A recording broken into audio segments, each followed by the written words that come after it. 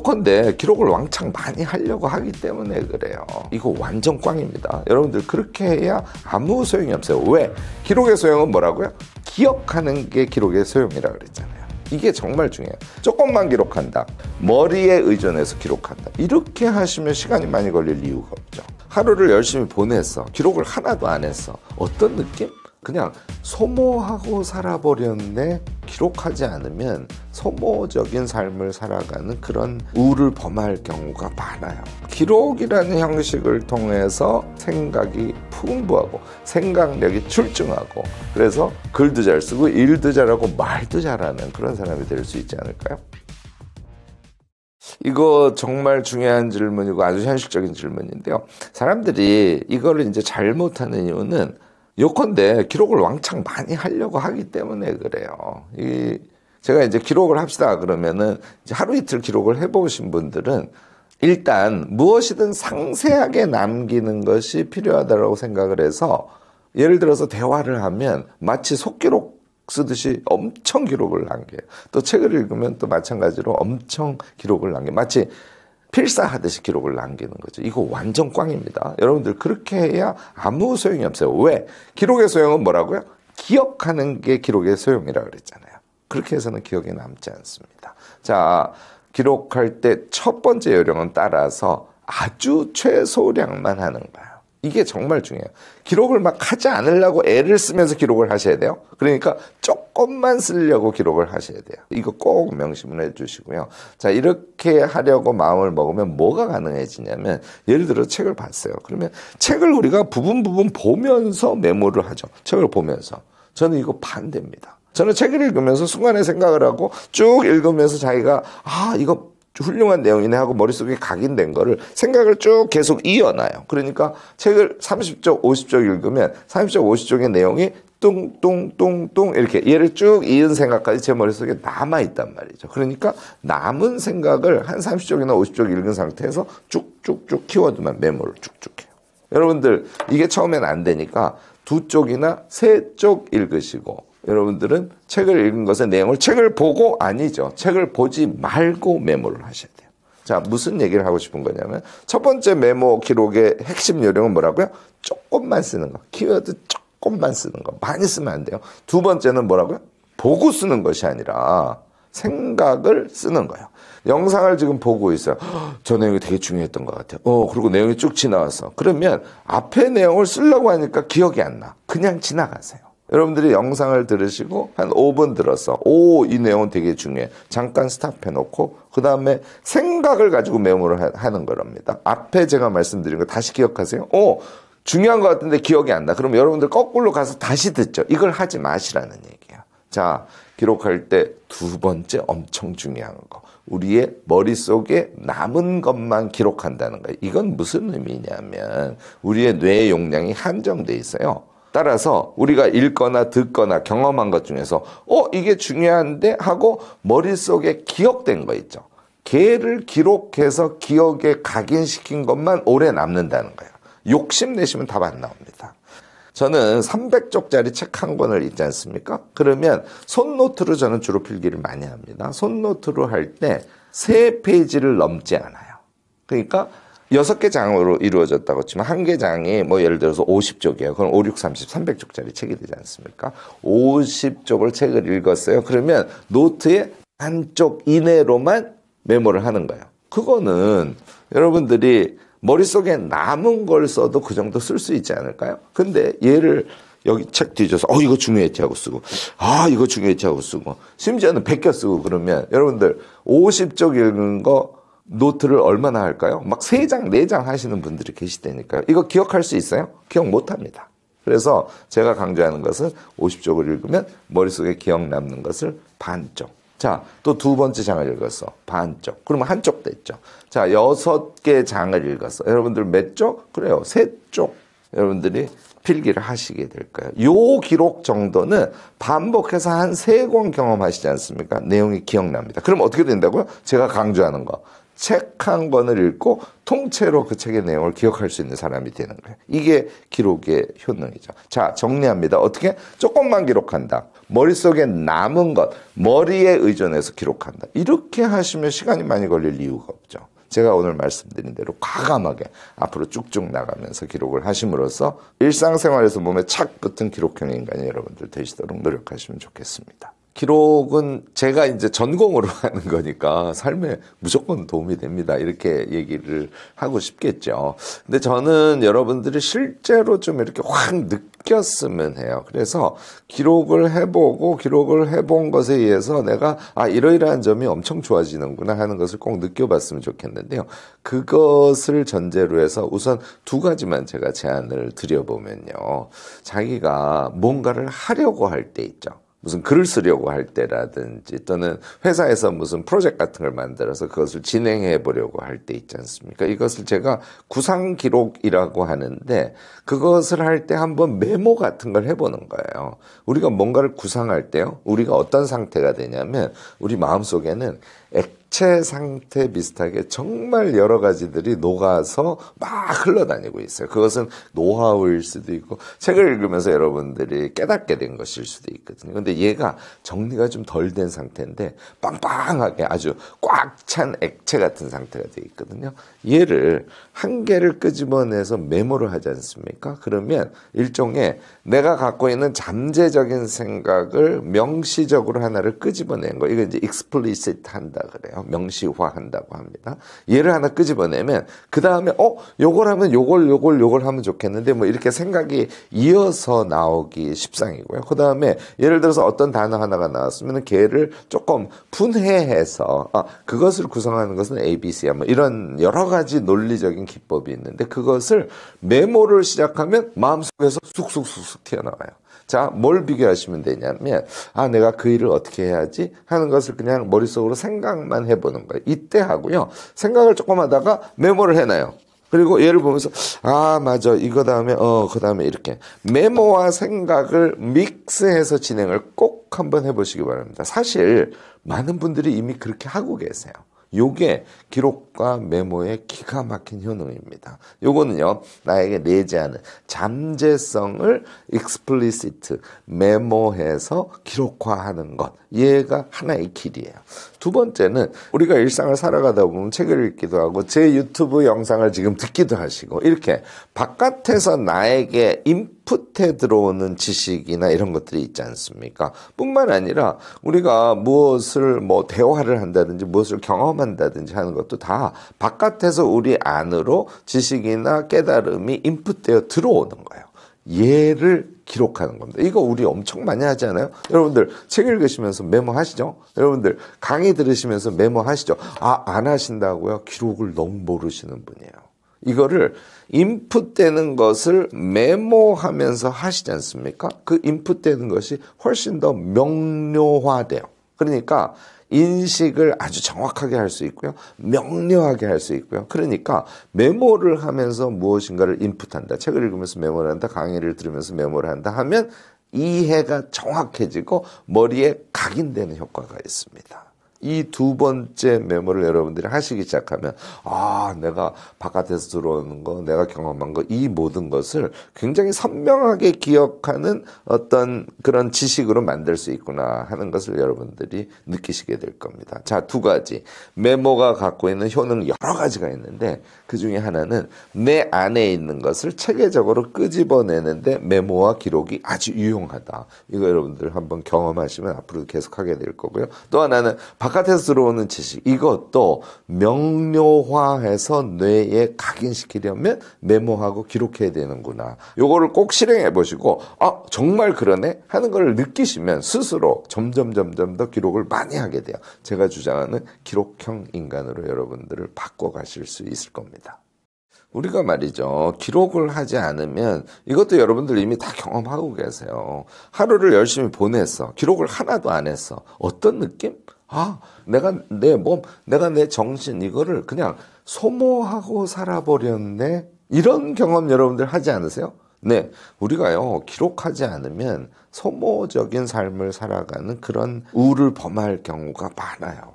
우리가 회사에서 일을 했어요. 자기를 막 소모해서 일하는 것 같죠. 물론 그렇습니다. 소모해서 일을 하는 것이죠. 그런데 그 소모해서 일을 하는 것의 결과로 또 새로운 노하우와 또 새로운 경험이 내 안으로 들어오는 거예요. 그런데 얘를 기억하지 않고 하루를 보내버리면 그저 소모해버리는 것에 불과하다고 느끼지 않을 수 없는 거죠. 여러분들이 그걸 느끼신 거예요. 그러니까 우리가 공부를 한 거를 기록하고 일한 거를 기록하고 대화한 걸 기록하고 이 모든 것을 제가 기록하라고 여러분들께 권하는 것은 그것이 소모적이지 않도록 하기 위해서 그렇습니다. 제가 이제 제일 중요시하는 게 지식 기록, 그러니까 책을 읽을 때, 강의를 들을 때, 공부를 할 때 기록을 꼭 하세요. 메모 기록을 하세요. 이게 이제 핵심 종류고요. 두 번째는 대화. 우리가 이야기를 하면 꼭 남기세요. 그 다음에 일을 했는데 그냥 일만 하고 치우면 소모적이라고 그랬죠. 일한 것을 꼭 기록으로 남기세요. 그 다음에 일상. 저는요, 우리가 행한 것을 모두 그냥 간단하게 시간과 뭘 했어, 시간과 뭘 했어 이렇게 일지처럼 기록을 남기시기를 권합니다. 제가 두 가지만 더 여러분들께 같이 권하고 싶은데요. 기록은 그냥 해놓고 끝내는 게 아니에요. 기록은 자기가 그것을 기억하고 몸에 착 붙이기 위해서 하는 것인데 기록을 해놓고 안 읽어보시면 여러분들 기록 하나만 합니다. 저는 점심 먹기 직전, 저녁 먹기 직전, 자기 직전 자기가 기록한 것을 이렇게 자주 떠들셔봐요. 다 볼 필요는 없습니다. 몇 개만 이렇게 보지 않습니까? 기억이 쭉 나요. 점심 먹기 전에 출근해서 누구랑 미팅을 잠깐 해서 그것도 기록에 남겼고 일한 것도 기록에 남겼어요. 한 줄, 두 줄만 남긴 거예요. 시간별로 들이지 않고. 그 리스트를 이렇게 보지 않습니까? 아, 맞아. 내가 오전에 이렇게 하고 이렇게 영화 보듯이 저녁 먹기 전에 마찬가지. 쭉 생각해 봅니다. 익숙해진 사람은 저녁 먹을 때는 아침부터 저녁까지 다 생각해요. 그게 잘 안 되는 사람은 점심 때부터 저녁까지 생각하시면 되고요. 자, 자기 전에 어떤다고요? 네, 자기 전에 하루를 영화 보듯이 돌려보는 거예요. 이게 생각력이라 그래요. 기록을 하면 생각력이 아주 강해져요. 무슨 얘기냐면 우리가 무엇인가를 생각할 때 중간에 잡념이 삽입되지 않고 쭉 이어서 오래 한 가지 사안을 생각할 수 있는 능력이 있다면 여러분들은 어떤 사람? 여러분들은 아이디어 기가 막힌 사람, 무엇인가를 잘 구상해내는 사람, 작가도 머릿속에 생각이 쫙 끊이지 않고 정리가 돼서 그걸 생각하면서 두두두두둑 쳐야 훌륭한 작가가 될 수 있지 않을까요? 생각력이 얼마나 중요한 건지 여러분들 금방 아시겠죠? 얘를 보장하는 게 기록이에요. 기록을 해놓은 것을 살짝 보고 생각을 영화 보듯이 자기가 한 경험들을 쭉 돌려보는 거. 책 읽은 거를 영화 보듯이 쭉 돌려보실 수 있다면 여러분들 어떻게 하세요? 책 읽은 게 정확하게 이해가 될 뿐만 아니라 책을 읽었는데 매번 잊어버려서 정말 화나는 사람들, 이 문제를 해결할 수 있을 거 아닙니까? 그래서 여러분들 제가 정말 권하는 것은 기록을 하고 끝내지 말고 자주 보세요. 자주 보시고 영화 보듯이 자신의 경험을 쭉 되뇌어 보세요. 이게 이제 첫 번째. 두 번째는요. 한 가지는 제가 지금 머릿속으로 되뇌어 보는 걸 말씀드렸지 않습니까? 조금 더 나가면 어디로 갈까요? 네, 말해보고 글 써보는 거예요. 말해보는 거는요, 대화의 질을 높이는 의미도 있고요. 우리가 우리 자신을 연습하는 의미가 있어요. 자신이 행한 것은 기록을 해서 뇌에 각인시킨 다음에 머릿속으로 되뇌어 보는 것만 하는 것이 아니라 이번에는 말로도 해보는 거예요. 더 기가 막힌 것은 글을 쓰는 거예요. 그래서 제가 일기가 정말 중요하다고 얘기를 하는데 일기를 우리가 여러 가지 목적으로 씁니다. 그런데 저는 일기의 가장 큰 효능은요, 자신의 하루를 자신이 행한 거, 자신이 깨달은 거, 자신이 읽은 거, 자신이 마음속에서 뭉글뭉글 피어오르는 어떤 감정 같은 거, 이것을 일기라는 형태로 글로 쓰지 않습니까? 피부에 쫙 달라붙어요. 절대로 잊어버리지 않습니다. 자, 이 두 가지까지 하시는 기록형 인간이 여러분들이 된다고 가정을 합시다. 사람들은 지나간 것은 버리거나 잊어버리거나 기억이 희미해요. 여러분들은 어떤 사람? 이것을 오래 한 사람들은 정말 먼 과거의 자신의 일조차 어떻게 될까요? 현재의 몸에 착 달라붙어 있습니다. 얼마나 지적으로 풍요로운 사람이 될까요? 이것이 가능한 사람이야말로 생각이 풍부하고 생각력이 출중하고 그래서 글도 잘 쓰고 일도 잘하고 말도 잘하는 그런 사람이 될 수 있지 않을까요? 제 기록 습관 2가지는 여러분들이 꼭 같이 실행을 해보셨으면 좋겠는데요.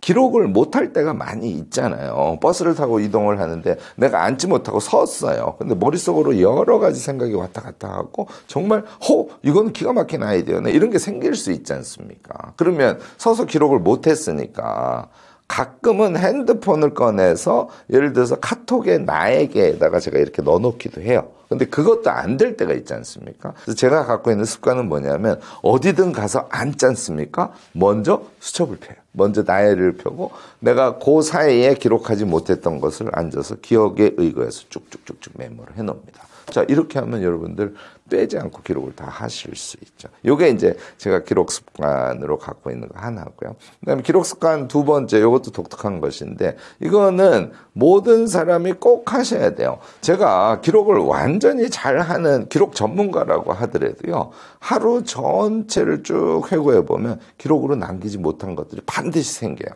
그러니까 아까 말씀드린 대로 자리에 앉으면 못한 걸 기록을 한다 그랬지 않습니까? 얘를 잊어버릴 때가 있다니까요. 아니면 너무 바빠서 못할 때가 있다니까요. 그래서 자기 전에는 꼭 하루에 부족한 지점을 기록하는 기록 시간이라는 것을 저는 가져요.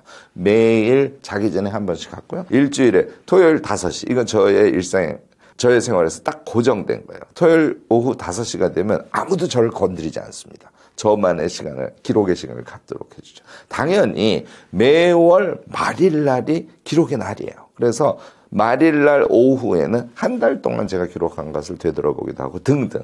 매년 연말이 되면 크리스마스 지난 다음에 기록의 시간을 한 일주일 정도 갖습니다. 이렇게요. 여러분들 제가 하고 있는 이 기록의 시간 정해서 반복된 루틴을 짧은 텀도 하고 그러니까 하루 텀도 하고 일주일 텀도 하고 한 달 텀도 하고 1년 텀도 하고 이거 여러분들도 하시게 되면요.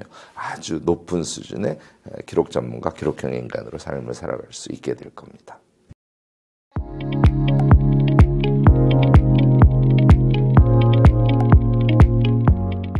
내가 어떤 분야를 어느 정도 이해하고 있는가를 그림으로 그려보면 내가 이해를 못하고 있는 부분, 빠진 부분이 드러나요.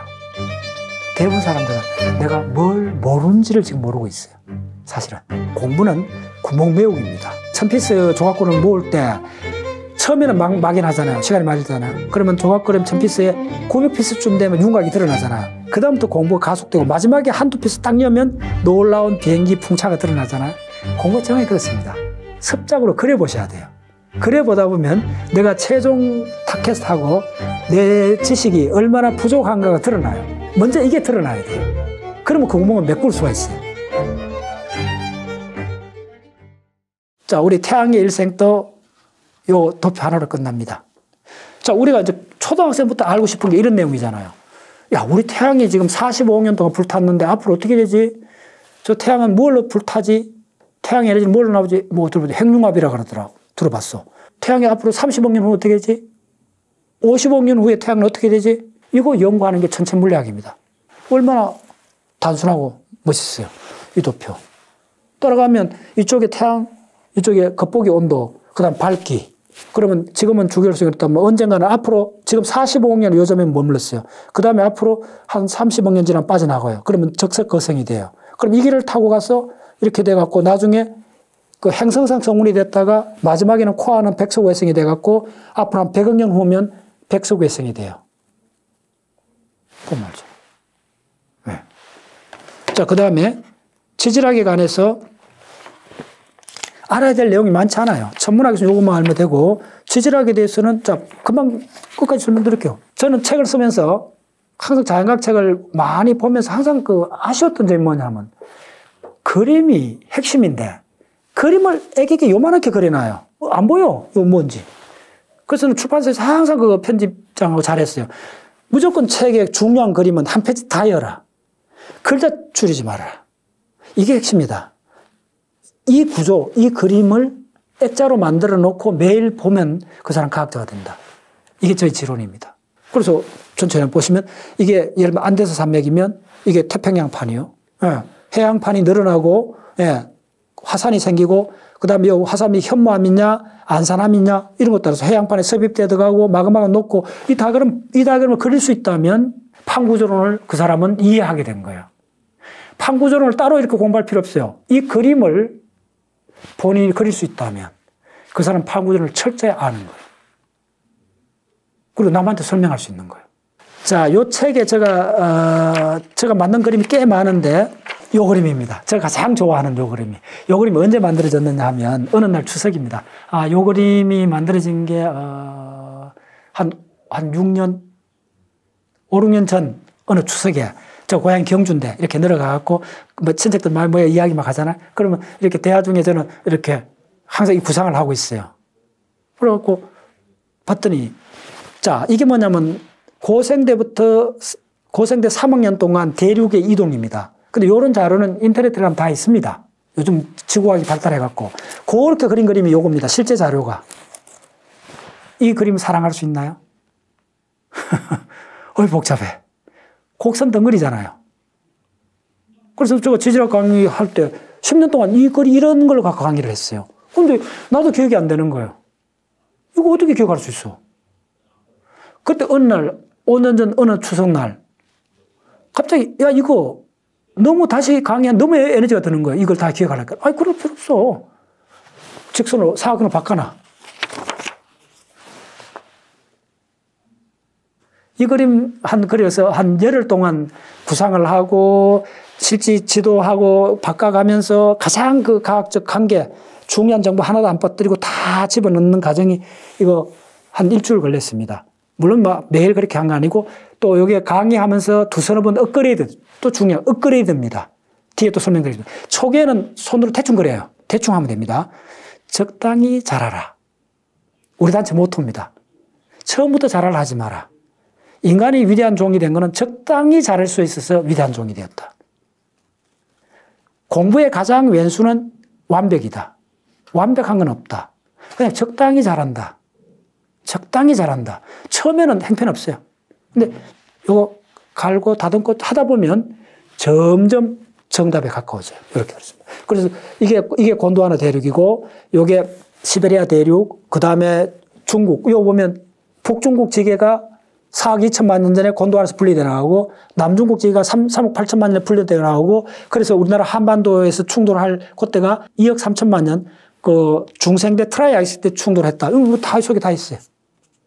그래서 지난 고생대 전체는 요 6개 다이어그램 속에 오롯이 들어있습니다.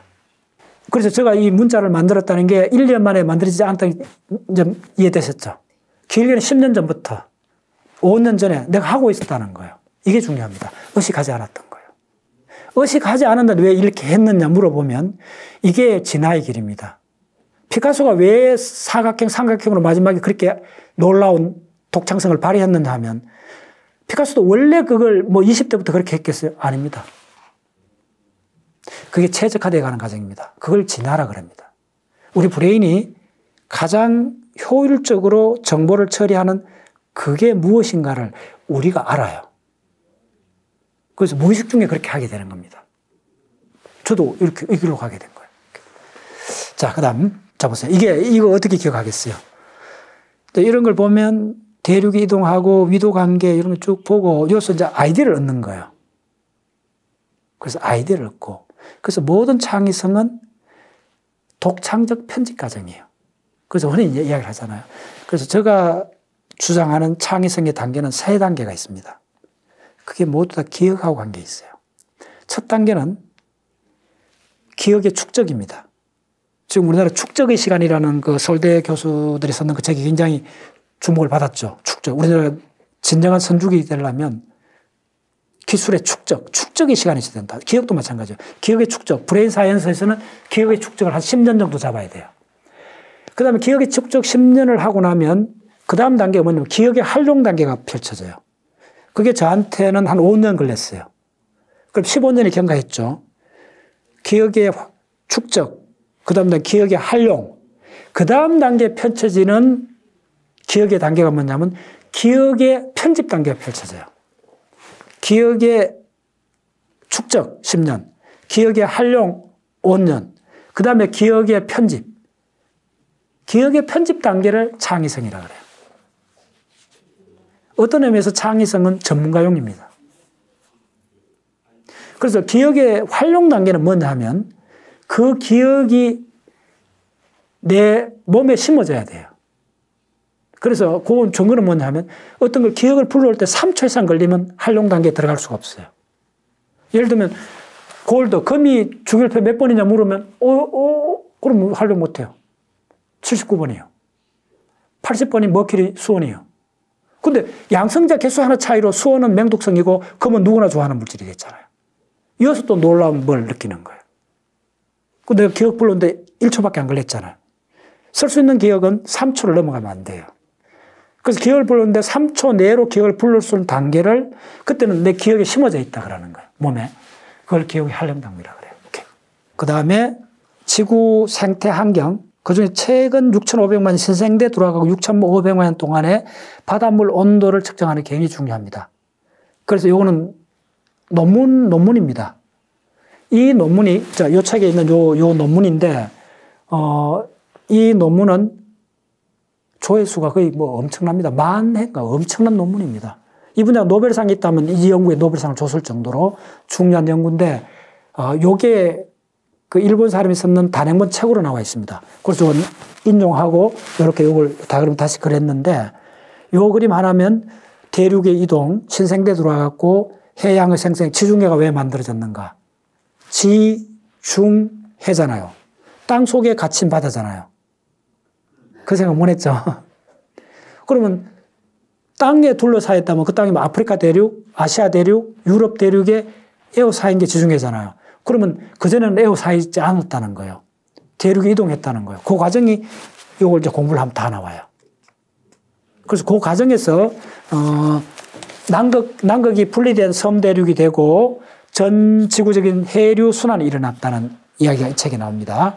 그래서 여기 보시면 남극이 언제 빙하가 덮였나 하면 올리고스 때, 대략 3,500만 년 전부터 요번 빙하가 덮였죠. 이 책에 있는 내용입니다.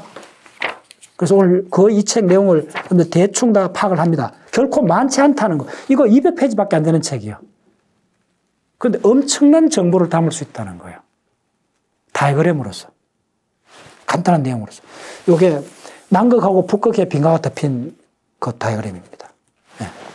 그래서 정보에는 퀄리티가 있어요. 우리가 고급 정보를 만나야 돼요. 그래서 전 세계 해류 순환은 이 책에 이렇게 그림 하나로 딱 되어 있습니다. 네. 그 다음에 강물학에서는 압도적으로 중요한 다이어그램이 있는데, 강물학은 사실 이 다이어그램 하나면 얼추 커버를 다 합니다. 요거는 이제 원래 곡선이 많기 때문에 내가 고민을 하고 있어요. 뭐 이 정도 곡선은 상관이 없죠. 요것도 내가 바꿔놓고 싶어요. 나중에는 이제 출하해 볼 건데. 그래서 어떻게 해야 되냐면 요거의 강물이 여기 한 20개 나옵니다. 근데 10개만 암기하면 돼요. 그래서 강물이 4,500종류인데 강물을 철저히 10개만 정확하게 암기를 하는데 분자식으로 암기를 하셔야 돼요. 그 10시간 안 걸립니다. 그럼 10년 편해져요. 그리고 더 이상 더 복잡한 내용들이 없어요. 됐죠? 네. 그래서 공부를 하는 게 그 결정적 지식을 먼저 나오잖아요. 이 다이어그램 하나는 우리 회원들은 웬만한 사람 다 기억을 합니다. 이걸 수를 막 놔요. 그래서 집에 다 걸어놓고 그렇게 하는 거예요. 그래서 공부는 그냥 책을 읽고 이런 건 아닙니다. 들었던 내용을 내가 다시 그려보고 내가 편집을 하고 내가 이전에 배웠던 다른 정보하고 결합을 시켜보고 하는 거예요. 그래서 뭘 하는 거예요. 네. 오케이. 자, 그래요.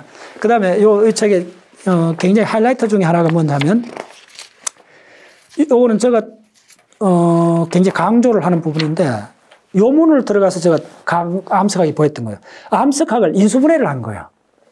요게 물론 이제 시멘트 공학에서 일부를 합니다. 근데 암석학에서는 그렇게 많이 하진 않는데, 제가 봤더니 이게 핵심이에요. 제가 이제 물리학을 하고 다른 학문을 해봤기 때문에, 그 분야에 있는 분들도 대단하지만은, 제가 조금 색다르게 볼 수가 있잖아요. 그 점이. 그래 봤더니, 모든 강물이 분자식이 인수분해가 된다는 걸 알게 된 거예요. 그럼 인수분해되는 그 팩터가 한 7, 8개밖에 없어요. SiO2, Al2O3, FeO, MgO, 요렇게 한 7개 정도밖에 없어요. 이거 클라크 수라 그랬는데 그런 것들을. 그 7개를 조합하면 수백 가지 강물이 그냥 다 만들어져요. 여기 봐도 모듈 개념입니다. 그 하나하나가 다르잖아요. 모듈이잖아요. 결합하면, 예, 내고블락 만들 수 있잖아요. 광물은 내고블락입니다. 요 한 10개의 내고블락을 조합해갖고 수 4,000가지 내구불락 광물이 나오는 겁니다. 네, 정리됐죠.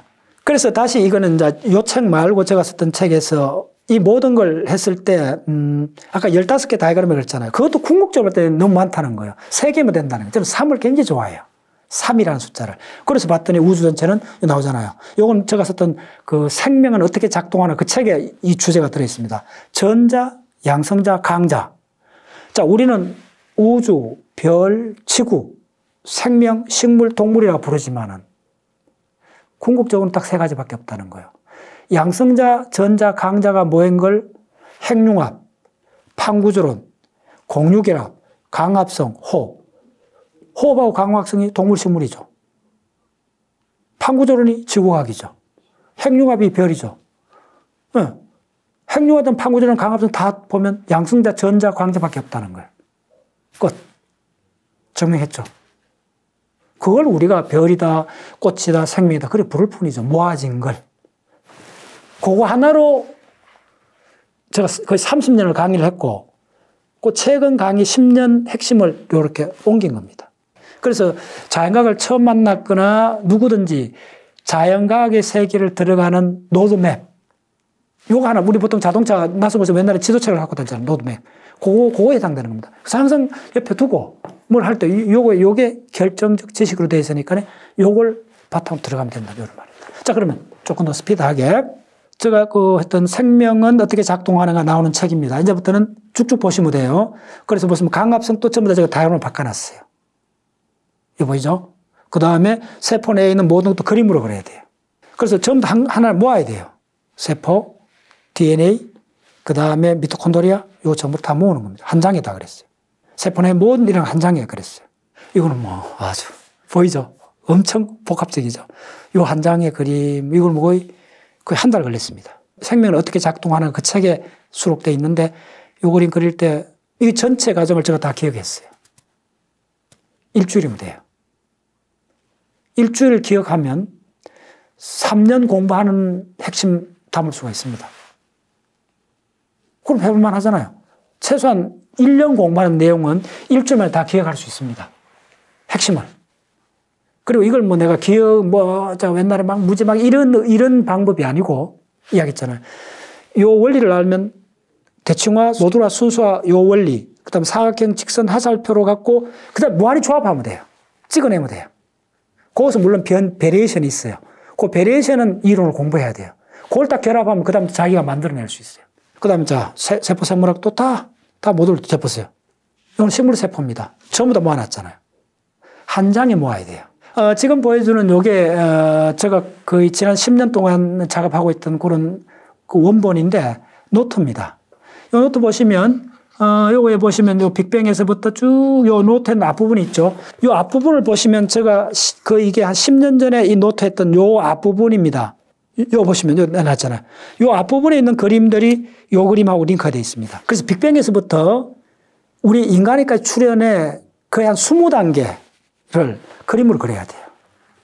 가능합니다. 그 그림마다 핵심적인 과학적 지식이 그 속에 딱 들어가게 되어 있어요. 빅뱅, 그 다음에 요 빅뱅을 또 다르게 표시했어요. 그래서 그 다음에 코즈믹 CMB가 나오고, 그 다음에 쿼크, 그 다음에 우주의 4가지 힘이 분화되고, 다크 메타, 그 다음에 지금 코즈믹 백그라운드 라디에이션이라고 하는데, 이제 우주론에서 굉장히 중요합니다. 요 그림을 푸른 방정식이 한 200개나 돼요. 예, 그걸 다, 물론 뭐, 어렵긴 하죠. 그건 다른 이야기고. 그 다음에 요거 보시면 원본이 보이죠? 아까 지구 대륙 이동 보이죠? 요렇게 습작으로 다 하셔야 되는 거예요. 습작 과정을 거치고, 그 다음에 세포 쪽으로 가면 세포 내 이런 것도 다 그림으로 그려보셔야 돼요. 그러다 보면 느낌이 생겨요. 자, 그림이 왜 중요하냐면 내가 어떤 분야를 어느 정도 이해하고 있는가를 그림으로 그려보면 내가 이해를 못하고 있는 부분, 빠진 부분이 드러나요. 대부분 사람들은 내가 뭘 모르는지를 지금 모르고 있어요. 사실은. 물론 뭐 다 이렇게 많이 하는 분도 있는데 좀 단순하시게 말씀드리면 공부는 구멍 메우기입니다. 그래서 조각그림 피스가 1000피스 조각그림을 모을 때 처음에는 막연하잖아요. 시간이 말리잖아요. 그러면 조각그림 1000피스에 900피스쯤 되면 윤곽이 드러나잖아요. 그 다음부터 공부가 가속되고 마지막에 한두 피스 딱 여면 놀라운 비행기 풍차가 드러나잖아요. 공부가 정확히 그렇습니다. 그러려고 보면 습작으로 그려보셔야 돼요. 그려보다 보면 내가 최종 타켓하고 내 지식이 얼마나 부족한가가 드러나요. 먼저 이게 드러나야 돼요. 내가 얼마나 어떤 상황에서 모르는가가 드러나야 그걸 내가 구멍이라고 그러는데 구멍이 명확해져야 돼요. 그러면 그 구멍은 메꿀 수가 있어요. 모든 것은 어려워서 어렵다는 말은 뭐냐면 구멍이 안 보이고 내가 어느 정도 알고 있는지 어느 정도 모르고 있는지 그걸 가름을 잘 못해서 그런 거예요. 그걸 가름할 수 있는 가장 좋은 방법은 그려보시면 돼요. 얼마나 내가 어색한가. 예. 그래서 그림. 자, 그 다음에 세포 진화 단계가 전부 다 그림으로 그려져 있습니다. 그 다음에 세포 내 분자들의 진화 단계도 그림으로 다 DNA 전사 조절 인자까지도 다 그림으로 그려져 있고, 그 다음에 대략 6억년 전에 최초의 다세포 생명체가 생길 때 그게 굉장히 중요한 부분들이거든요. 그게 1차 산소혁명 20억 년, 2차 산소혁명이 스노우볼 어스 이론하고 링크된 이 부분은 특히 중요하기 때문에 이거 아주 상수를 해놨습니다. 이 책에. 가장 최신 이론을 갖고 상수를 해놨는데 그거 보면 지구에서 다세포 생명체 최초로 출현한 게 대략 6억 3천만 년 이렇게 보고 있습니다. 그때 요렇게 단세포 플랑크톤 같은 종류들이 요렇게 축구공 껍질처럼 모아집니다. 그래서 이제 덩어리진 요걸 했죠. 그래서 해면 동물, 말미잘, 산호 같은 동물이 출현하고 해파리, 자포동물이 출현하고 강양동물이 출현하고 편령동물, 환영동물, 절지동물 다 출현하고 그다음에 극피동물 출현하고 척색동물 출현하고 척추동물 출현하고 이 과정 전부 다 쫙 전체를 그림으로 그릴 수 있어야 돼요. 그래서 사실은 생물학 공부도 잡다하게 안으로 들어가면 안 돼요. 전체 이 숲이 어떻게 형성되었는가를 진화의 전체 기본 맥락을 먼저 판도를 그려놔야 돼요. 그 다음에 이제 해면 동물 산호성까지 생각 그려놨잖아요. 이거. 그 다음에 이제 해양 무척추 동물, 그 다음에 해양 척추 동물, 그 다음에 척추 동물 출현, 녹색 식물, 그 다음에 쭉쭉 해갖고 양치식물 출현, 파충류 출현, 그 다음에 당국류, 이국류, 무국류 출현, 그 다음에 포유동물 출현, 예. 포유동물 그러면 중생대초로 올라가죠. 그 다음에 영장류, 그 다음에 호모사피엔스. 호모사피엔스부터 우리니까 굉장히 섬세하게 들어가야 돼요. 세밀하게. 그 다음에 호모사피엔스 한 19종류가 있잖아요. 인간까지 오게 된 600만 년에 침판지에서 갈라져갖고 호모 라피두스부터 해갖고 쭉 올라서 호모 에렉투스, 그 다음에 호모사피엔스까지 오는 전체 관련은 철저하게 공부를 해야 돼요. 그래서 쭉 보면 그 다음에 어떻게 되냐면 1만 년 전에 대략 구석기 시대 한 300만 년 지나고 1만 년 전에 드디어 농업혁명이 일어났죠. 농업혁명이 1만 년 일어나고 도시화가 진행이 됐죠. 신석기 도시화혁명 거쳐서 사회적 감정이 출현하게 되는 거예요. 그 다음에 이제 중간에 대항해 시대가 일어나고 그 다음에 영국의 산업혁명이 일어나고 이제 근대화로 들어가기 시작하죠.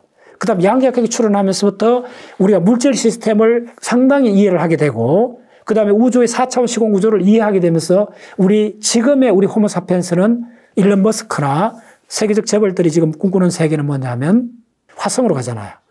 그게 뭐냐면 멀티 플래네타리 스페이시스. 우리는 다행성 종으로 가야 된다는 거예요. 지구라는 하나의 행성에 머물기는 지구가 지금 너무 위태위태하다는 거예요. 지구 온난화 여러 가지 문제로 조만간에 어쩌면 100년 내로 다른 행성으로 이주해야 될 상황이 올 수도 있는 거예요. 준비를 해야 돼요.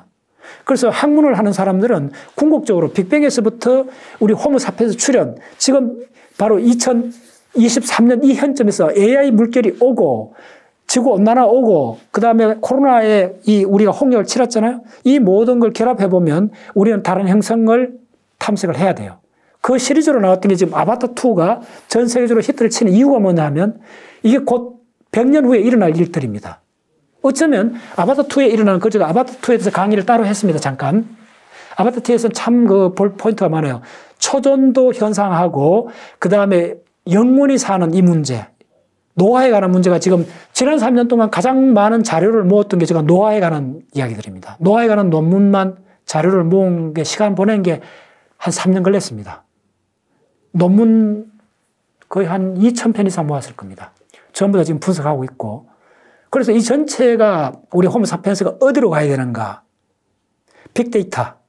빅데이터하고 인공지능의 알고리즘을 결합해갖고 우리의 다음 포인트를 찍어야 돼요. 근데 이게 시간이 많지가 않아요. 올여름 어떻게 될지 몰라요.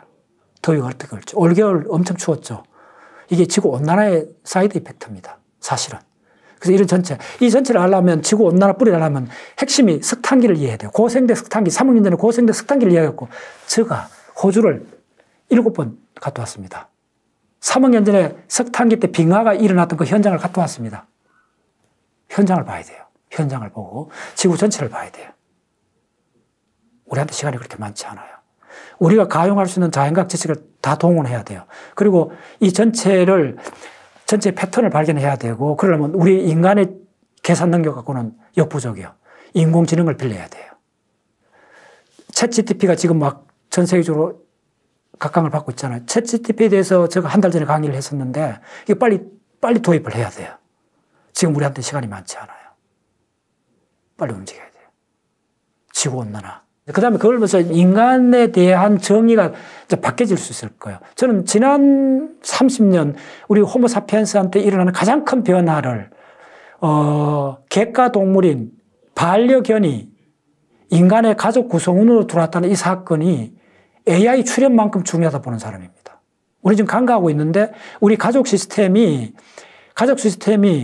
반려견이 들어오면 반려견한테 법적 지위를 줘야 돼요. 앞으로는.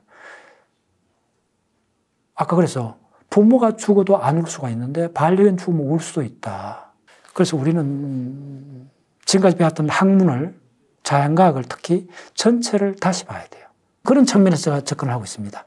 그래서 지금 호모사피엔스까지 왔어요. 그 다음에 농업혁명 쭉 갔죠. 그 다음에 어떻게 되느냐 하면 인쇄, 과학혁명 쭉 갔고, 그 다음에 이제 어떻게 되느냐 하면 듣기, 그 다음에 글쓰기, 그 다음에 얼굴 표정의 진화가 일어납니다. 급격하게. 얼굴 표정의 진화는 호모사피엔스한테 제가 오랫동안 이쪽은 강의를 했습니다. 얼굴 표정의 진화. 핵심입니다. 예. 그 다음에 언어는 엄청 덩어리죠. 감정. 이건 이제 브레인 과학에서 언어에 대해서는 뭐 최근에도 계속 강의를 하고 있고, 그 다음에 이제 드디어 세컨드 네이처, 가상세계의 출현. 가상세계의 출현, 이 문제가 지금 AI를 통해서 구현되고 있죠. 이거는 이제 다른 우주가 출현한 겁니다. 이제 이쪽으로, 인류의 지적 능력이 모아져야 돼요. 그래서 새로운 랭귀지, 새로운 언어가 필요하다는 거예요. 정부가 폭발적으로 쓰나미처럼 몰려올 때 다시 자연이 썼던 언어를 보자는 거예요. 자연의 알파벳을 보자는 거예요. 그래서 제가 만든 알파벳이 사각형, 직선, 하살표. 이걸 운영하는 문법은 대충화, 모듈화, 순수화. 이 문법 갖고 세 가지 문자를 갖고 문장과 언어를 만들어 보자는 겁니다. 기억은 학습법을 넘어선 생명의 본질입니다. 우리 인간 현상이라는 것이 지구라는 행성에서 이 호모사피엔스라는 인간종이 있는 이 현상을 도대체 어떻게 봐야 되는가. 이걸 리얼하게 볼 수 있는 데가 가장 슬픔이, 인간적 현상이 밀접된 게 상갓집입니다. 그전에 제가 그리고 뭐 시간 없어도 뭔가 하고 이래가 좀 미안한지 많은데, 요즘은 웬만하면 좀 가야 되겠다 이런 생각을 최근에 많이 했는데 기억 때문에 그렇습니다. 최근에도 바로 지난주에도 거의 4일 동안을 거기서 머물렀습니다. 가까운 분이 돌아가셔갖고. 그래서 거의 뭐 300~400명, 400명쯤 되는 사람들이 우는 걸 보면서 저분들의 슬픔의 뿌리는 어딜까? 브레인을 공부하는 사람 입장에서 그게 너무 궁금했어요. 명확하게 기억이었다는 거. 어려운 시절 함께 보냈던 그 기억. 공유된 기억이 집단 지향성을 만들어내고, 그래서 우리가 결국은 사회적 동물이 된 거예요. 기억이 우리를 사회적 동물로 바꿔준 겁니다. 그리고 지금 중고등학생부터 대학생까지 다시 한번 말씀드리면, 가만히 생각해보면 내가 어느 분야를 좋아하게 되고 내 직업이 이렇게 됐다는 것은 자기 부모나 이런 팩터보다도 내가 중학교 때, 내가 고등학교 때 만났던 국어 선생이, 물리 선생이, 수학 선생이 내가 뭘 좀 잘한다고 칭찬해준 그 말에 북돋아갖고 간 경우가 상당히 많습니다. 그렇게 된 그 뿌리가 뭐냐면, 그 학생이 그 과목을 잘 느낌을 동반해서 기억했기 때문에, 그 기억이, 그 감정이 얼굴 표정으로 표출이 됐기 때문에 가르쳤던 선생이 흡족한 거예요. 보람을 느꼈까 선생이 칭찬을 해준 거예요. 그 과정은 기억과 감정의 공진화입니다. 우리 인간의 현상은 기억과 감정의 공진화입니다.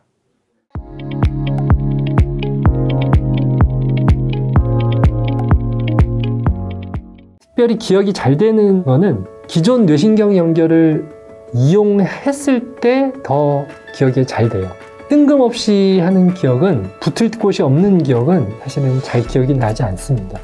예를 들어서 우리가 사람 얼굴은 잘 기억을 합니다. 근데 이름은 잘 기억 못하는 이유가 얼굴을 처리하는 영역이 따로 있어요, 우리 뇌에.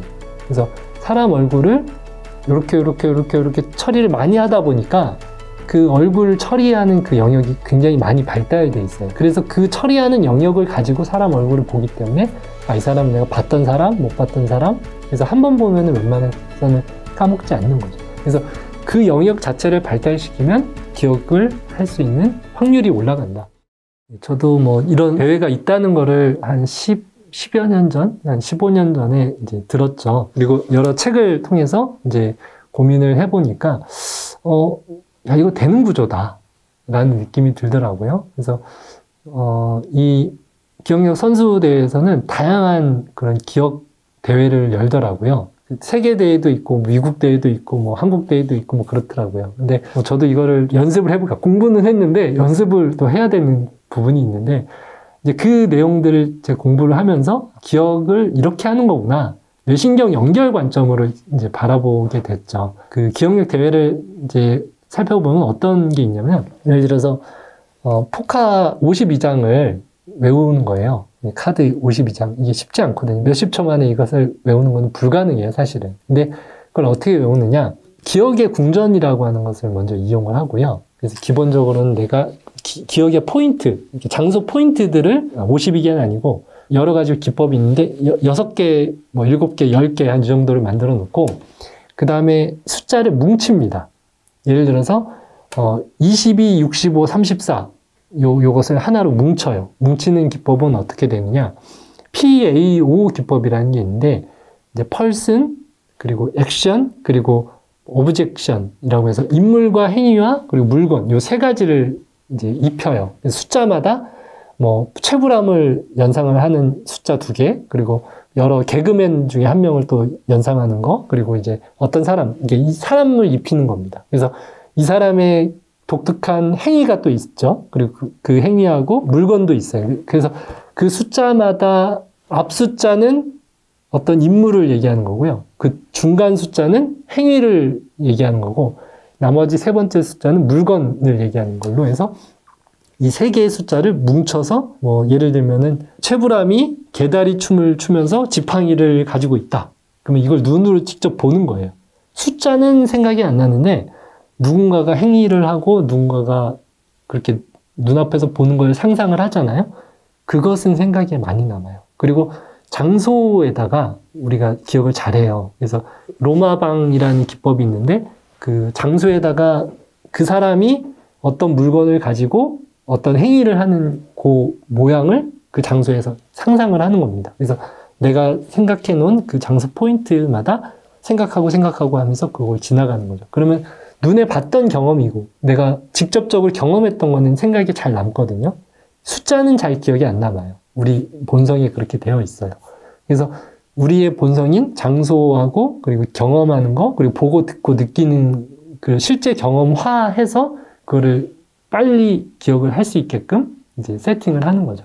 그게 기억력 대회 선수들이 하는 훈련이에요. 그래서 그걸 빠르고 정확하게 훈련하고 그러면 순위가 높아지는 거죠. 제가 의대 때는 사실은 기억을 못해서 굉장히 시험 공부하는데 고생을 많이 했었는데, 이렇게 시험 공부를 하면 좋았겠다라고 하는 그런 생각을 조금 많이 하게 됐습니다.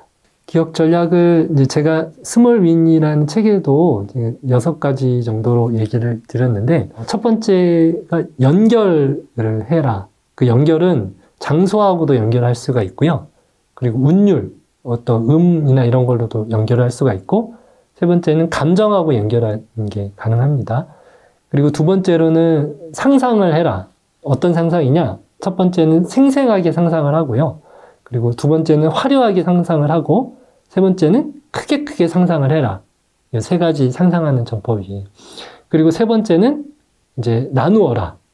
특히 이제 스티브 잡스가 좋아하는 3이라는 숫자가 있거든요. 3개 정도는 굉장히 뇌에 부하가 안 걸려요. 그래서 3으로 나누어서 이제 외워라.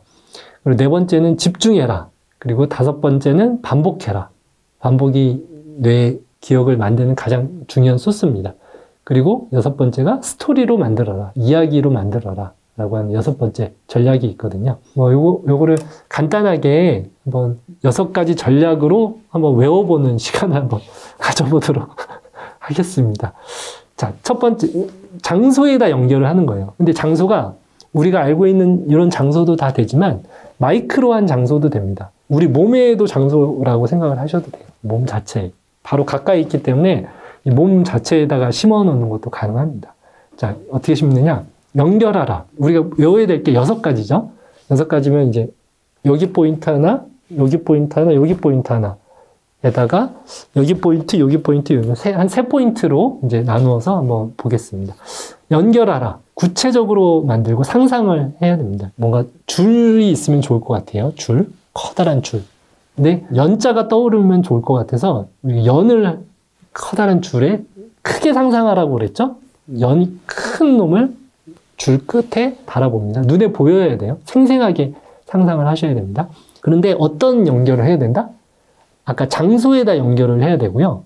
그리고 운율에다 연결해야 되고, 감정에 연결해야 되고, 요것도 우리가 생생하게 요걸 연결을 해야 됩니다. 손에다 아까 연을 달았지만 또 하나 3가지가 또 나뉘는 거죠. 그럼 여기 3가지를 또 하나 심어야 돼요. 어떻게 심느냐? 장소. 장소면은 뭘 연결하면 좋을까요? 장소. 고추장. 고추장을 여기 듬뿍 발라보죠. 장소, 장. 그리고 또 하나가 운율이었죠? 운율은 어떻게 할까요? 기타나 피아노로 할까요? 피아노 건반을 하나 띄어서 여기에다 이렇게 심어 놓죠. 신기하고 이상하게 상상을 하시는 게 좋아요. 그 다음에 감정을 눈에 보이게끔 어떻게 바꿔보자 한번. 심장이 저는 떠올라요. 예, 그거는 다 개인마다 떠올리는 걸로 하시면 됩니다. 피가 철철 나는 심장 정도만 해도 웬만해서 떠오를 것 같아요. 심장에 여기 피아노 선율이 있었고, 여기 뭐가 있었죠? 고추장이 있었죠. 그리고 연이 하나 있었고, 그리고 여기에 뭘 박을까요? 상상하라. 그냥 상으로 그냥 할게요. 트로피 큰 걸 하나 여기다 박아버리죠. 근데 트로피에 뭐가 들어가 있냐? 생생하게 상상을 하고요. 그리고 화려하게 상상을 하고, 크게 상상하라. 생생하게 상상하는 거는 생선을 한번 떠올려 볼게요. 여기 트로피가 박혀져 있는데 여기 생선이 하나 있고요. 생선이 막 파닥파닥거리고 있어요. 그리고 화려하게 요 트로피가 뻥 뚫려 있는데 여기에는 막 불타고 있네요. 화려하게. 그리고 크게 상상하라. 요 트로피 자체를 한번 키워보죠. 크게. 자, 이게 생각이 안 나면 나중에 다시 또 변경을 하면 됩니다. 예. 그래서 그렇게 해서 상에다가 요 끝에 생선이 달려있고요. 그리고 옆에 기름이 붙어서 막 불타고 있고요. 그 다음에 3번째, 나누어라는 여기 팔을 좀 썰어볼까요? 싹둑 한번 나누어보죠. 칼로 탁 잘려있는 그 장면, 칼이 박혀있는 걸로 나누어라. 그 다음에 4번째, 집중하라. 떠오르는 대로 저는 돋보기가 이제 떠올라요. 이거는 사람마다 다 다르기 때문에 저는 집중하라.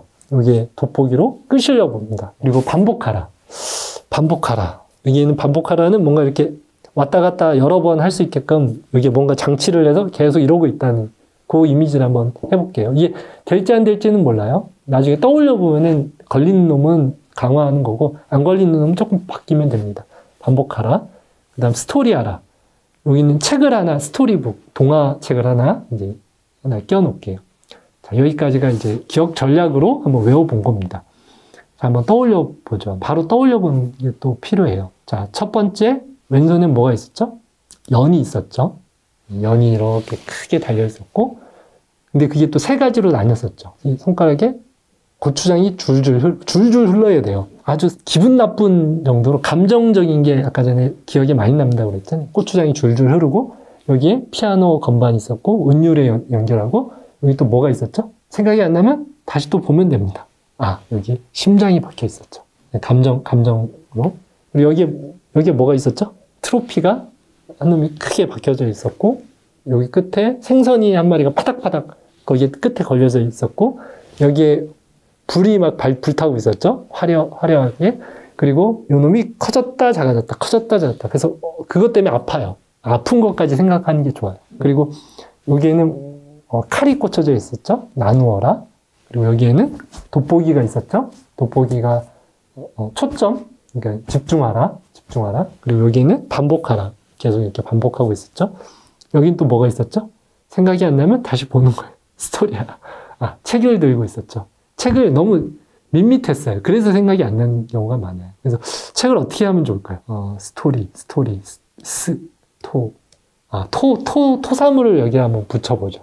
그 책에다가 토사물을 이렇게 묻혀버리면 이제 생각날 확률이 높아지는 거예요. 생각이 안 나면 변형을 하거나 확대하거나 생생하게 더 만들면 됩니다. 언제까지 한다? 인출이 될 때까지, 완벽하게 인출이 될 때까지 몇 번 돌리면 됩니다. 이게 기억 전략으로 한번 외워보는 시간입니다. 내일까지 아마 생각이 날 거예요. 기억이라고 하는 것을 조금 명확하게 이렇게 설명을 드릴 수가 있어요. 특별히 기억이 잘 되는 거는 기존 뇌신경 연결을 이용했을 때 더 기억이 잘 돼요. 뜬금없이 하는 기억은, 붙을 곳이 없는 기억은 사실은 잘 기억이 나지 않습니다. 예를 들어서 우리가 사람 얼굴은 잘 기억을 합니다. 근데 이름은 잘 기억 못하는 이유가 얼굴을 처리하는 영역이 따로 있어요. 우리 뇌에. 그래서 사람 얼굴을 이렇게 처리를 많이 하다 보니까 그 얼굴을 처리하는 그 영역이 굉장히 많이 발달되어 있어요. 그래서 그 처리하는 영역을 가지고 사람 얼굴을 보기 때문에 이 사람은 내가 봤던 사람, 못 봤던 사람. 그래서 한 번 보면은 웬만해서는 까먹지 않는 거죠. 그래서 그렇게 내가 처리하는 그 부분을 자체를 잘 발달시키면 그 기억력은 발달이 되는 거예요. 근데 예를 들어서 우리가 강아지 얼굴, 내지는 말 얼굴, 내지는 바퀴벌레 얼굴, 얘네들도 얼굴이 있거든요. 그런 얼굴들은 우리가 기억을 할까요? 못할까요? 잘 못합니다. 왜 그러냐? 우리 얼굴에만 특화돼서 그 영역을 쓰기 때문에 그 영역을 못 쓰는 기억들은 그건 구분을 할 수가 없어요. 잘 기억도 안 나고. 그래서 그 영역 자체를 발달시키면 기억을 할 수 있는 확률이 올라간다. 우리가 영어하고 수학 공부를 할 때 어떤 애들은 자고 어떤 애들은 열심히 공부해요. 왜 그럴까요? 얘네들은 달라붙을 기존 뇌신경 연결이 없기 때문에 그냥 쓱쓱 다 내려가는 거죠. 다 외계어가 되는 거예요. 아무리 들어도 무슨 소리인지 모르는 거죠. 근데 공부 잘하는 애들은 국어 빼놓고 영어하고 수학 같은 경우는 달라붙을 이런 기존 뇌신경 연결이 있고 선생님이 얘기한 것들이 여기에도 달라붙고 저기에도 달라붙고 그래서 선생님이 얘기한 것들이 하나하나 여기저기 붙으면서 이 기존 뇌신경 연결이 또 강화가 돼요. 그래서 영어하고 수학 같은 경우는 그런 현상이 벌어지는 거예요. 그래서 배경 지식 또는 내가 많이 썼던 영역, 그 영역을 많이 가지고 있는 그걸 가지고 기억을 하게끔 하면 훨씬 더 기억을 잘하게 되죠. 이걸 확장시켜서 얘기하자면 우리가 바둑을 둘 때 이세돌은 어떨까요? 바둑을 뒀던 것들을 복기를 할 수 있을까요? 없을까요? 복기를 잘 합니다. 우리는 어떻죠? 우리는 못합니다. 왜 그렇죠? 그분은 엄청난 기억력의 소유자일까요? 아니기도 하지만 기기도 합니다. 이게 무슨 얘기냐? 바둑의 한정된 것에 대해서는 슈퍼 기억력을 가지고 있는 거죠. 왜 그러느냐? 그분의 기억력에는 수많은 바둑판들이 다 복기가 돼 있어요. 그 복기되어 있는 것을 가지고 새로운 바둑판이 들어와서 이걸 이용해서 외우기 때문에 이건 외워져요. 그리고 워렌 버핏이 우리가 열심히 돈을 많이 벌었다 그러죠. 근데 그분이 제가 얘기 듣기로는 한 번 본 재무제표, 어떤 회사의 재무제표를 다 외운다고 합니다. 우리는 그걸 할 수 있을까요? 없을까요? 그분은 하는데 우리는 못합니다. 그 이유가 뭘까요? 그분은 다른 회사의 모든 재무제표를 다 외웠던 적이 있었던 거죠. 그래서 그 외웠던 재무제표하고 그 느낌을 가지고 새로운 재무제표가 들어왔을 때 기존 뇌신경 연결을 이용해서 새로운 뇌신경 연결을 받아들여서 이거를 처리하기 때문에 훨씬 더 기억을 잘하는 겁니다. 모든 기억은 기존 뇌신경 연결을 가지고 외우게끔 했을 때 가장 강력한 구조가 나온다. 그래서 슈퍼 기억력은 그 분야에 한정되어 있는 거다. 사실은. 그렇게 생각을 하시고 내가 원하는 어떤 한 분야에 열심히 공부하시면 그쪽 분야에 대한 기억은 사실 상당히 많이 늘 것이다. 기억하는 훈련, 또 기억하는 능력도 훈련의 대상이다. 이렇게 생각을 하셔도 될 것 같습니다.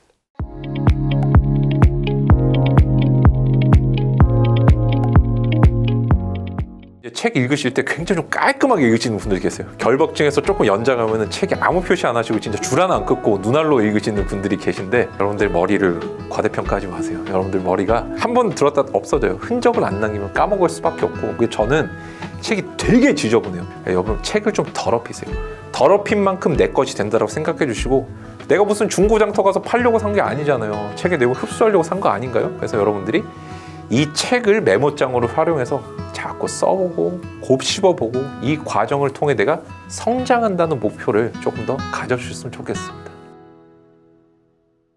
잘못 읽은 게 아니거든요. 그게 아니라 내가 기억이라는 거는 갈고리가 있어야 이렇게 끄집어낼 수 있어요. 머릿속에 어딘가는 있어요. 근데 그 시간에 내가 말을 못한 것에 불과해요. 그 시간에 기억이 안 난 것에 불과해요. 오늘 모임 끝나고 사람들 말 다 듣고 나면 두 가지 정도 생각이 든다. 첫째, 저거 내가 다 할 수 있는 말인데. 첫째, 다른 사람들 막 독서에서 얘기할 때. 두 번째, 집에 오면은 야, 아까 내가 이 얘기 할 수 있었는데 말 못했는데, 이 생각 거의 다 드실 거예요. 이 생각이 안 드시는 분들은 책을 진짜 안 읽으신 분들도 계시겠죠. 근데 이때는 뭘 해주셔야 되냐면 두 가지 습관을 좀 들여주시면 좋겠어요. 첫째는 내가 어떤 책 읽어봤니 했는데 말이 안 떠오른다는 거는 내 머리를 읽어봤니란 말이 두드리는 게 아니라 그 책의 제목이 내 머리를 딱 두드렸는데 아무 기억이 안 걸려 나오는 거예요. 이렇게 갈고리에. 그래서 자꾸 책 제목을 보고 연상하는 습관을 들여주셔야 돼요. 그래서 저는 순서대로는 아닌데 책 읽기 전이랑 읽은 후에 가장 먼저 그리고 가장 마지막에 하는 게 있습니다. 껍데기 제목을 보고 전체 내용을 추론을 해봐요. 그리고 확인하면서 읽고 마지막에 제목을 통해서 한마디 답을 꼭 적어 놓습니다. 저는 독서 노트 안 만들어요. 사실상 이렇게 너무 솔직하게 말씀드려서 좀 그런데 어차피 기억을 못해요. 자기 만족이에요. 독서 노트라는 건. 내가 오늘 쓰면서 좋았다. 나중에 내가 과거의 나를 돌이켜보고 나의 어떤 성장의 흔적과 성장의 기록으로서 남기는 거, 그때로 돌아가 보기 위한 거지, 실제 내가 쓸 수 있는 지식이 되는가 하면 사람의 머리는 그렇게 좋지가 않습니다. 저조차도 그래요. 저도 어디서 암기법 강연하고 막 그 15만 페이지 외워서 사법시험 합격했지만 다 못 외워요. 책 한 권 읽으면 떠오르는 게 없어요. 그래서 제목을 보고 자꾸 자기 생각 압축시켜준 연습을 해주세요. 그래서 수시로 책을 읽으면서 책 제목을 보고 뒤에 물음표를 좀 붙여봐 주세요. 책 제목에 물음표 붙이고 자꾸 하는 거. 뒤에 보면 이제 완벽한 공부법 있잖아요. 책이 이러면 완벽한 공부법 뒤에 물음표 쳤을 때 답이 안 나온다. 이건 책을 안 읽고 있는 거예요. 안 읽고 있는 거. 완벽한 공법 하니까 안에는 뭐 체력 관리도 나오고 그다음에 읽는 법도 나오고 뭐도 나오네. 이게 나와야 되고, 근데 이게 점차적으로 정교화되면 뭐가 되는 줄 아세요? 이거는 나중에 책의 결국에 목차랑 되게 비슷하게 생각이 형성이 될 거예요. 그렇기 때문에 목차를 처음부터 반복해서 읽는 게 훨씬 좋다. 한 페이지 책에 보통 써있는 단어 숫자가 40개 정도 됩니다. 근데 목차 전체 있죠. 전체 목차에 쓰여져 있는 단어 숫자 보통 25개 내외예요. 얼마 안 돼요. 40개의 단어를 외워서 한 장을 기억하는 사람이 될 것인지 25개 단어 내외를 외우고 책 전체를 말할 수 있는 사람이 될 건지 여러분이 선택을 해주셔야 됩니다. 두 번째로 말씀드리고 싶은 거는 사람의 기억력이 한계가 있기 때문에 책을 읽을 때 반드시 무조건 두 가지로 정리한 습관 좀 들여주세요. 이거 아니면 저거다. 저는 이 스피치 할 때도 마찬가지예요. 기억력이 안 좋기 때문에, 그러니까 한계가 있어요, 사람은. 그렇기 때문에 무조건 저는 가장 중요한 거 하나랑 조금 사이드적인 거 하나 이렇게 나눠서 설명하는 습관을 가지고 있고, 기억할 때도 그렇게 합니다. 그래서 책을 읽을 때도 전체 책의 이제 제목은 한 개밖에 없잖아요. 그거 말고 세부 내용 읽을 때도 그래서 이게 뭐였지라고 두 개로 정리하는 습관. 자꾸 정리하는 습관을 들여주셔야 되는데 많이 하면 안 된다. 많이 쓰고 많이 정리할수록 뭐가 된다? 기분은 좋은데 말을 할 수 없는 사람이 돼버린다는 거죠. 현실을 직시하고 조그만 것부터 쌓아나가는 스몰 스텝의 전략이 여러분들이 생산적인 읽기라는 첫 번째 어떤 마인드셋이 될 수 있다, 이렇게 말씀을 드리고 싶어요. 책 읽고 막 그럴 때 방법 많이 알고 이런 분들 왜 그렇게 하는 줄 아세요? 이게 회피 본능이 발동하는 경우도 있어요. 내가 방법적으로 완전하고 싶다는 사람도 있지만 현재 하는 게 재미없고 어려우니까 방법이라도 더 많이 공부하자, 이 시간을 낭비하기 싫어, 이런 경우 되게 많단 말이에요. 근데 책을 다 읽을 필요도 없고요. 순서대로 읽어야 되는 것도 아니에요. 아니 어차피 내가 다 읽고 나면 순서대로 내가 조합해보면 되는 거지 꼭 처음부터 다 읽어야 된다 이런 생각을 좀 버려주면 좋겠고, 저는 대부분의 책의 1장을 안 읽습니다. 어차피 이 1장은 이 사람이 전체적인 거를 조감해줘요. 하고 싶은 말을 전체적으로 말을 하기 때문에 세부적인 내용을 알고 나야 거의 다 이해되는 경우가 많아요. 그래서 저는 모든 책의 첫 번째 챕터 안 읽어요. 모든 공부할 때도 마찬가지예요. 첫 번째 서론 아예 안 읽습니다. 마지막 순서로 읽어요. 변호사님 그럼 이해가 어떻게 되나요? 다 돼요. 재미가 있는 것이 중요해요. 내가 가장 끌리고 뭔가 전체적으로 책을 쭉 봤는데 공부하든 그냥 책을 읽든 이 부분이 진짜 재밌을 것 같아요. 이 부분부터 좀 읽으세요. 그리고 다 읽으려고 노력하지 마시고 정보를 남기려고 노력을 해주세요. 방법을 아는 건 아무 소용이 없어요. 내가 몸짱이 되는 방법 아무리 많이 알아도 뭐가 되나? 엿길 하나 더 드는 게 낫죠. 하나라도 더 엿길을 들고 사고에 머리에 엿길을 들고 그러려면 책을 한 장이라도 더 읽고 한 장이라도 남기는 게 중요합니다. 그래서 사용을 하기 위해서 자꾸 지식을 써달라고 말씀을 드리고 있고 방법 그 자체에 치중하는 게 현실에서 도피하려는 성향은 아닌지 좀 스스로에게 좀 솔직하게 한번 받아들여 주시면 좋겠고요. 첫째는 그래서 재미적인 측면, 그 다음에 두 번째는 좀 완벽주의를 버려야 된다. 그래서 뭔가 이렇게 깔끔함 이런 것들, 결벽증을 좀 지식적인 결벽증에서 벗어나시는 게 도움이 된다라고 좀 말씀을 드리고 싶습니다. 네, 그 다음에 여러분들 이제 책 읽으실 때 굉장히 좀 깔끔하게 읽으시는 분들이 계세요. 결벽증에서 조금 연장하면은 책에 아무 표시 안 하시고 진짜 줄 하나 안 끊고 눈알로 읽으시는 분들이 계신데 여러분들 머리를 과대평가하지 마세요. 여러분들 머리가 램입니다, 램. 그렇기 때문에 이게 진짜 한 번 들었다 없어져요. 흔적을 안 남기면 까먹을 수밖에 없고, 저는 책이 되게 지저분해요. 지금도 제 지금 가방 속에 책을 한 권씩 반드시 넣고 다니는데 그냥 줄 막 꺼요. 막 끊고 옆에다가 막 너무 어려워 쓰기도 하고 이 부분은 너무 개판이야 이렇게 쓰기도 해요. 감정을 솔직히 남겨요. 왜? 그 감정적 맥락이 기억을 강화시켜 주니까. 여러분 책을 좀 더럽히세요. 더럽힌 만큼 내 것이 된다고 생각해 주시고, 내가 무슨 중고장터 가서 팔려고 산 게 아니잖아요. 책의 내용을 흡수하려고 산 거 아닌가요? 그래서 여러분들이 이 책을 메모장으로 활용해서 자꾸 써보고 곱씹어보고 이 과정을 통해 내가 성장한다는 목표를 조금 더 가져주셨으면 좋겠습니다. 네, 여러분들 저는 사실 여러분들이 우리 대한민국 국민이라는 게 저는 굉장히 자랑스럽지만 한편으로는 굉장히 좀 힘든 조건 속에서도 살고 있다. 왜냐면 우리 경쟁이 너무 치열하거든요, 우리나라는. 우리가 물론 다른 나라 전 잘 알지는 못하지만 우리 북유럽의 어느 국가들 이런데 우리가 학업적이거나 어떤 삶에서의 경쟁이 우리보다는 아마 상대적인 값이 좀 낮은 걸로 제가 알고 있습니다. 근데 여러분들이 경쟁에 살아남아야 되겠다. 어떤 내가 좋은 사람이 돼야 되겠다는 생각을 좀 버리셨으면 좋겠어요. 발전에 대한 가능성을 닫으라는 뜻이 아니라 여러분들이 남을 위해 관심을 갖는 만큼 나를 위해 관심을 조금 가져주셨으면 좋겠습니다. 특히 새로운 도전, 우리가 새해 23년을 이제 맞이를 하셨잖아요. 그죠? 이러면서 여러분들이 뭔가 내가 할 수 있을까 의구심을 가진 분들이 계시겠지만은, 저는 여러분들 프레전트라는 책이 있어요. 선물이라는 책이 있는데, 저는 제 인생 책이거든요. 과거는 과거예요. 과거는 언제 의미를 갖는 줄 아세요? 내가 이걸 의식할 때, 떠올릴 때만 의미를 갖고 이미 지났어요. 인생은 항상 프레전트, 현재밖에 없고 이게 우리에게 가장 큰 선물입니다. 미래는 이 현재가 쌓여서 가게 되는 종착지에 불과한 겁니다. 여러분 너무 과거에 영향을 받지 마세요. 과거를 내가 떠올릴 때마다 점의 형태거든요. 과거라는 건 떠올릴 때마다 의미가 있는데 어떻게 떠올려야 되냐. 마지막으로 여러분께 강조하고 싶은 말은 다시 한번 긍정이라고 말씀을 드리고 싶어요. 내가 내 삶을 끌고 나갈 때는 이 긍정의 힘을 간과하시면 안 됩니다. 내가 나의 과거를 받아들이고 인정해 줘야 돼. 이걸 무시하시라는 뜻이 아니에요. 내가 너무 힘든 과거가 있고 실패한 과거가 있다고 하더라도 괜찮다라고 말할 수 있는 용기를 여러분들이 가지시면 좋겠어요. 거기서 메타인지가 출발하는 거예요. 그래, 과거엔 내가 이랬지만 이걸 보충하기 위해서 나는 뭘 해야 될까? 지금부터라도 조금 더 노력하면 되라고 생각하는데, 부정적인 분들은 과거에 이랬으니 지금도 안 될 거야.